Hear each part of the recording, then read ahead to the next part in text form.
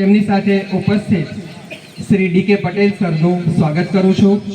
દિનેશભાઈ સાહેબનો પરિચય આપીએ તો તેઓ નિવૃત્ત ઇન્ડિયન એરફોર્સના અધિકારી છે અને ગર્વ લેવા જેવી બાબત આપણા માટે નિશ્ચિત કહી શકાય કે તેઓ આ ઉંમરે પણ નિવૃત્ત સેવા સૈનિક પરિષદના પ્રમુખ તરીકે તેઓ પોતાની ફરજ બજાવે છે।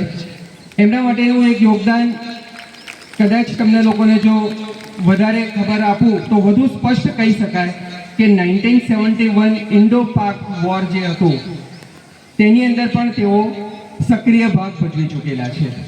એટલે આજે ઉમા વિદ્યાલયના આંગણે આવા મોગેરા મહેમાન અને ગર્વ અનુભવાય તેવા મહેમાનશ્રીનું સ્વાગત કરતા હું પોતે પણ ગર્વની લાગણી અનુભવું। એમ પટેલ સર, માનદ મંત્રી શ્રી કલ્પેશભાઈ પટેલ, ખજાનચી શ્રી વસંતભાઈ પટેલ, સહમંત્રી શ્રી દીપકભાઈ પટેલ, ઉપસ્થિત તમામ મારા આચાર્યશ્રીઓ, મારે ઉમા પરિવારની ટીમ તેમજ મારા વાલા વાલી મિત્રો અને વિદ્યાર્થીઓ, આપ સર્વેનું હું આજના આ ગણતંત્ર દિવસમાં સ્વાગત કરું છું।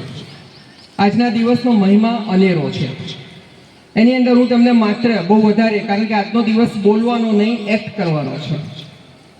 આજે હું તમને વધારે નહીં, ખાસ કરીને અહીંયા જે મારા વિદ્યાર્થીઓ છે એ રસ્તામાં આવતા જતા ક્યાંય પણ આવા કોઈ પણ ફ્લેગ તમને જો દેખાય તો અચૂક એ ફ્લેગ કોઈના પણ પગમાં ના આવે એ રીતે ઉપાડી લેજો અને તમે એનો યોગ્ય રીતે નિકાલ કરજો। બસ મારી આટલી જ પ્રાર્થના છે, આટલી જ વિનંતી છે આપ સૌને, કારણ કે આ ત્રણ રંગનો ઝંડો એનું માન સન્માન જાળવવા માટે